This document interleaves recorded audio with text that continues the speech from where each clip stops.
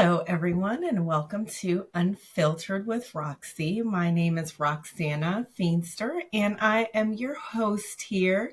And I originally started this podcast because I was on a journey of self discovery and I was having so many great conversations with people and experiences that were healing, that taught me something that I didn't know before. And yes, some of them were doctors, psychologists.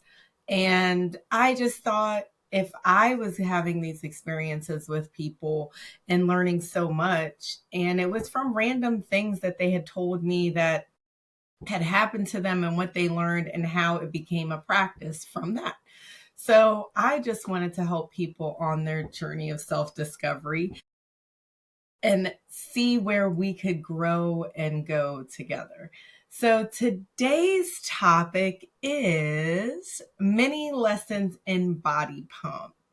I don't know if you know this, but I used to be a body pump instructor. Definitely always loved group fitness and working out, health and wellness all my life. And one of the things that I had journeyed to try was teaching group fitness and loved it, and still will probably go back to it again. But what I was doing specifically, I got a certification in body pump, and it's a Les Mills program, and you have to do a lot to get this certificate. When I went, it was a 2-day training, and you're there all day.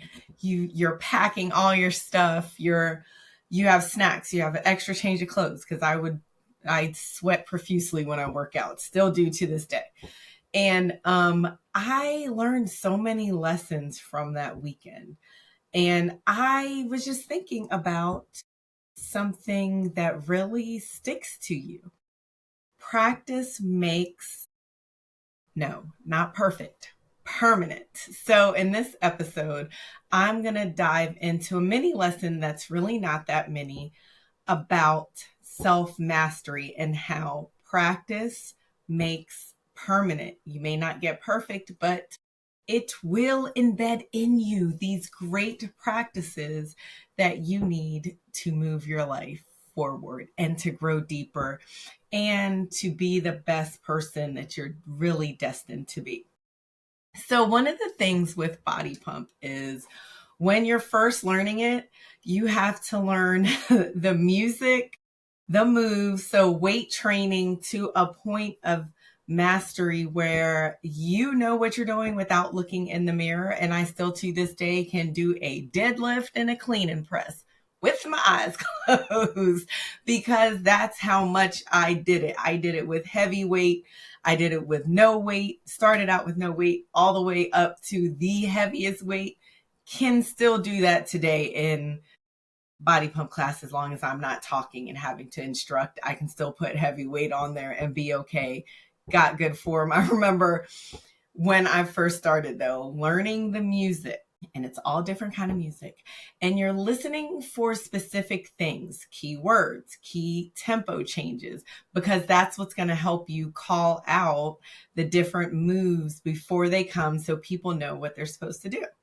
So you're learning the music, you're learning the moves, you're learning how to coach people, because you don't want to be in, first of all, most of the times you're at the gym, you don't want to be there, right? So you want your instructor to be this motivational person even when they don't want to be there. So you're learning how to also coach.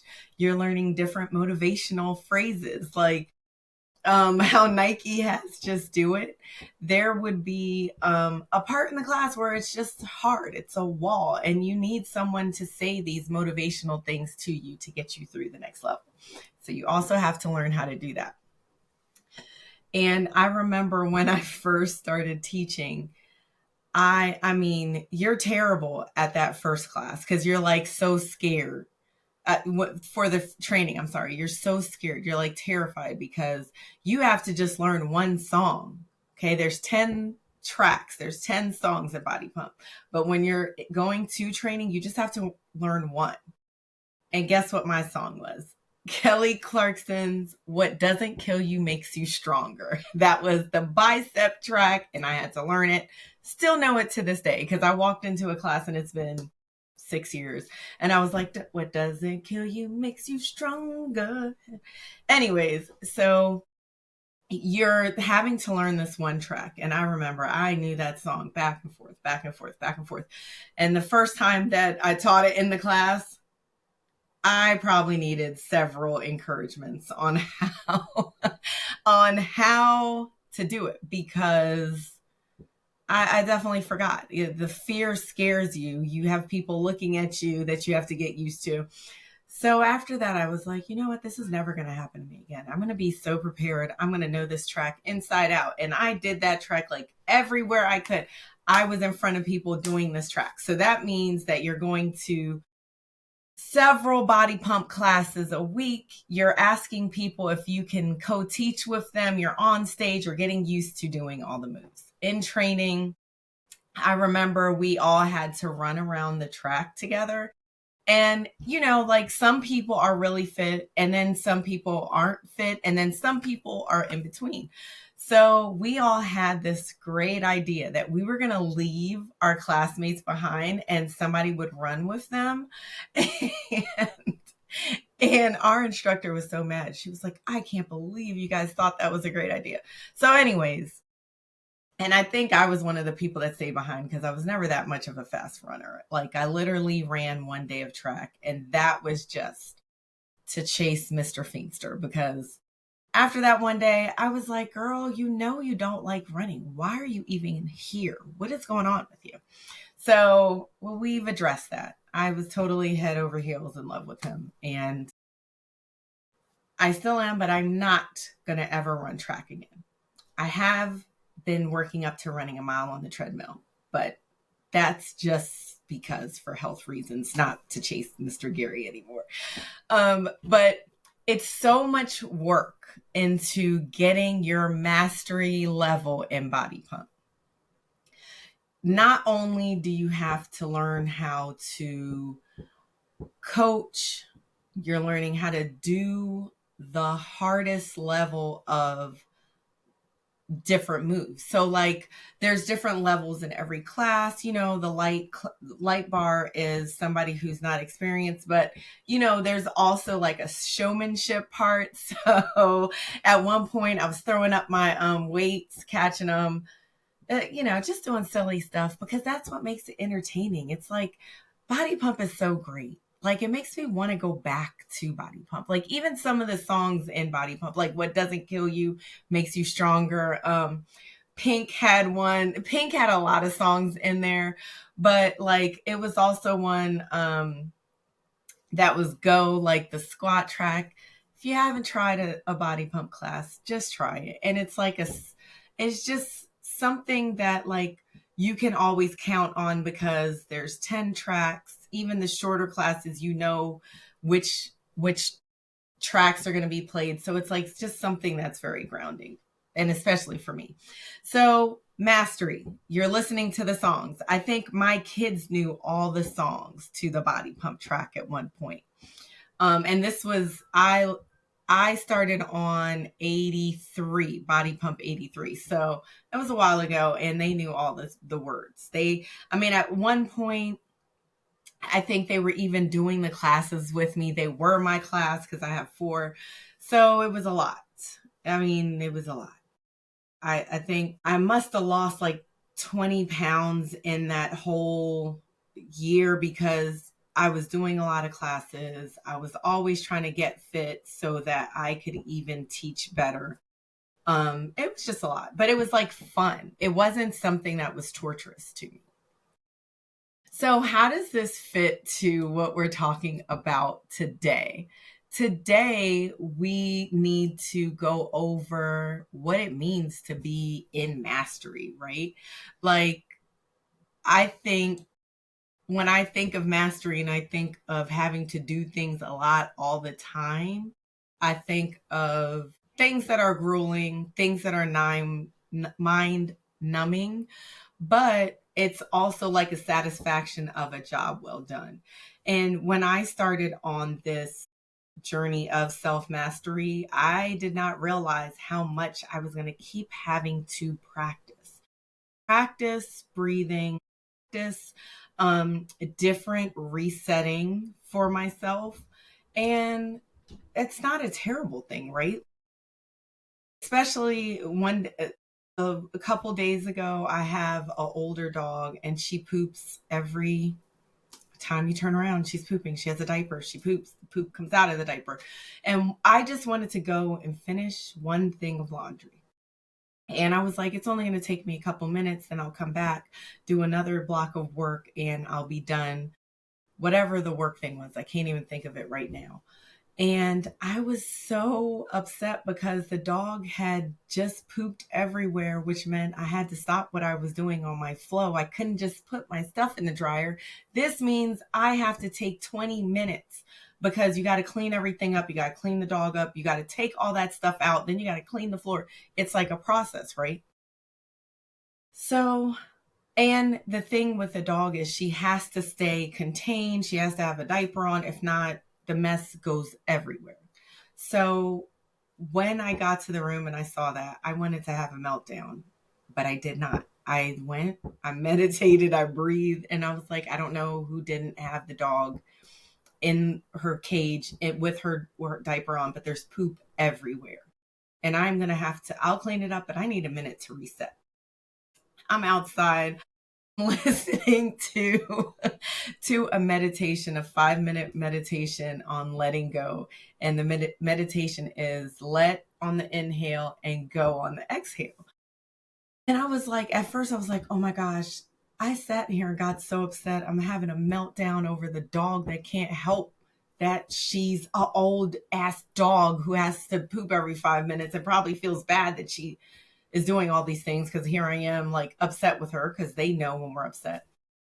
But then I had to think, you know what? I'm on my way to mastery that I didn't have a meltdown. Like, I was upset, but I went and tried to regulate myself, came back. And my son had already cleaned up because he was the one who left the dog out, and he apologized to me. And I was like, it's okay. It's just like, in my mind, I had all of these expectations of what I was going to do for the next 15, 20 minutes. But it's really was not a big deal. And once I had regulated myself and brought myself back down, I felt okay. But the thing with mastery is we have to keep going through those experiences. So it's second nature. So hopefully the next time it's, oh my gosh, I can't believe I have to stop what I'm doing, but it's okay because everything's for a reason and I'm just going to keep going.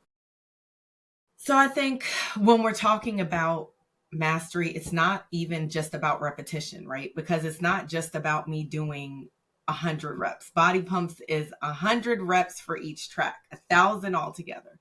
It's not about doing all the reps. It's like understanding the science behind it. So one of the things that we always learned to teach was time under tension. So it wasn't that you got the heaviest weight. You didn't have to have a heavy weight because there's so many reps, but you have to have the timing right. You have to make sure that your body position is in the right place. So that way you're not going to hurt yourself and the right muscle is getting engaged. And you always would have to say, put your mind in your muscle, because when you do that, you're not just doing this, right? You're consciously putting the tension in there. So it really is more than repetition. It's knowing how and when to correct something, how to correct it, and doing it right away. That's what's going to help us get to mastery, especially when we're talking about self-mastery. So I'm just looking over my notes here. And we have to make sure that we're putting the time in. So the second part of that is putting the time into whatever it is. I got to a point where I had done AIM 2, which is like advanced instructor module 2. And you that means that you've had a certain amount of classes, you have your own class, you're able to teach other people, and you have one of the master trainers training you at that point, and you pay money for all of this. So you're willing to invest the time, the tools. You're not struggling with eating anymore at that point. You know what you need to eat to be able to perform at that level. And when we think about our mastery, we have to remember that there are certain things that we're going to put into our mind, into our heart, that we're looking at all the time, that's really going to get us to self-mastery. So a lot of that is not wasting our time on things that are not going to help us to self-mastery. It's putting the time into watching and listening to podcasts that help us get our health better, pick better food choices, not have air filters, because I just realized that I have my air filter on. Hopefully it's not too loud, but just knowing like certain things that are going to help us to live our best life and really have total optimal health, because that should be our goal. It's really not supposed to be this thing of I have to be perfect. I have to do a meditation that is perfect. I even just got out of a meditation class, and one of the things that we have as a myth is that if your mind wanders, you can't meditate, and that means that you're not like good at meditating. That's not true. One of my favorite things about learning about meditation is learning our own mind. Is it's okay. Okay, my mind wander. One of the meditations that I listen to in the morning says, if your mind wanders, bring it back to the path like you would a kid. You wouldn't yell at a kid and be like, listen, if you don't get it together and sit here and do this and think this way. No, you would be like, okay, Roxy, come on. I know it's fun and it's hard, but we're going to get down this path and then we can play, right? You would talk to a kid with kindness, and we need to learn how to really talk to our inner child that way. So the things about self-mastery is also putting the time in to learn how to do that. If I didn't take the class, I wouldn't have known like that. That's a thing that we have to like get over. If one of the intentions was to put your hand, I don't remember which way I put my hand, your hand over your heart and your stomach. And one of the things the teacher said was, and don't have judgment about your body. And I just thought about that in the moment. I was like, oh my gosh, I've been doing good with my eating and stuff, but I need to do better because there's still rolls here. And it's like, it sounds silly, but those are the things we get caught up in. And then I had to shake myself and I was like, wait, that's not even focus, Rox. Come back. We're not talking even about that now, but just how powerful it was that the teacher was saying, there's no judgment with the body right now. And really, I should be happy. I have 4 kids. I have made it to this time, 47 years, and my body has served me well. And now I need to take care of it and be nice to it so it can get me to the next leg of what I need to do. And one of the things that I think about when I was first starting out as a group instructor, fitness instructor, is being so hard on my body. Like, why can't you do heavier weight now? Why can't you run faster now? Why can't you do X, Y, and Z? Oh my gosh, why are you hurting shoulder? Why is this? And now it's like I had to get to a mindset of, okay, if I can leg press 400 today, I can. If not, I'll do 350. I'll do 300.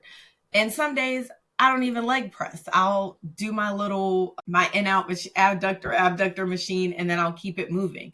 So I think we need to get to a point where with mastery, we're putting in the work of different tools to pull out, right? Of different things that are triggering us to a way that we don't want to respond. Because all that is fine. Like, it's okay to be mad as well. But if your goal is to have self-regulation, to get emotional, manage your emotion and get to a point where you're emotionally intelligent, that you don't want to be just exploding to everyone, right?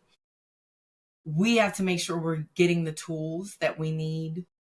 All of us need tools. What tools are going to work for us? That's where we have to put the time in and then actually use those tools. So I think for our last point, I just want to say that even though it sounds easy, it's easier said than done. It's like, you still can do it. You still can self-regulate. You can manage your emotion. You can understand your own triggers, but you just got to put the time in. And it's not an exorbitant amount of time. It's just making sure that at some point throughout the day, you're checking in with yourself. One of the things that I think we don't do enough is stop and say why things are upsetting us, Or even, why does it make me happy? Because those are some things that you have to know as well. I remember when I first started on my journey a few years ago, it was like, well, what things do you like? I don't know. I had to sit there and go through again because I got so lost in motherhood and my family, which I really love. And that was my goal in life, was to love them and take care of them. But then it's like, it's a balance. And I didn't know that balance and how to be in balance. So those are things that I'm learning. I think I'm learned, not at mastery yet, but that I've learned. And how do I keep doing that? One of the things I enjoy is going to the spa. And I never thought I would love that. And I remember my sister had asked me, oh, can you go? Do you want to go to the spa next week? And this was like a couple weeks ago. And I was like, yeah, blah, blah. And then it's like the cares of the world got to me, where I was like, there's no way I can go to the spa. I have like 11 things I have to do. And then it was like, and then she was like, oh man, well, okay. She was very graceful. And I was like, you know what? She was already taking off the time. And I was like, you know what? I purpose the time as well. Why am I willing to put down the fun thing that I love to go and work, when it's always going to be work? It's always going to be things that I did not do or get to. And not saying I need to be reckless, but there are times where it's so much, and I was at max capacity. I needed that break. So we went and had the time of our lives. And it was winter time, but it was like 75 outside. The universe, the Lord had planned for us to be there that day. It was a nice drive out there. It was a beautiful day. We had a good time. We just sat there, shoot the breeze, talked our crap, had a good little time out there together. I mean, we even went to a little happy hour thing afterwards. It was so nice. And I was sitting, all the things I love. The point is, it was all the things I love. I love this spa has an outdoor rooftop pool. I loved that it was warm enough that we just could sit out there. We were getting the sun. It felt so good. So I think a lot of times we're like, oh no, I don't have time. I can't do this. I can't do that. No, yes, you can. You need that to reset, and you need to know the things that help you reset. And maybe that's not for you, but you have to go through that process so you know. Like, I never thought I would be able to meditate. I sat through a whole meditation class. I probably could have sat there and learned even more about meditating. But it's just like, if I didn't set that time, that hour to find out more, how would I even have known that I would want to learn more? That I love learning the practices. So I just think, be easy on yourself. You're on your way, but it's like, be easy with yourself and just put the time in so you can get the rewards you want towards self-mastery, towards getting your degree, towards whatever it is at work. And that way you will feel like your life is doing great. Because a lot of times, if you're just going, you're not going to feel that. You're going to turn around and really be upset and miserable at some of the choices you made. So I hope that my body pump story helps you. I have a blog on Substack. I'm thinking about if I should put it on WordPress as well. I was doing it at first, but I think I will there, but there is a blog to this video. So hopefully you will get to check that out as well. And it has all the bullets there of what I went over, and also some meditative questions to ask yourself.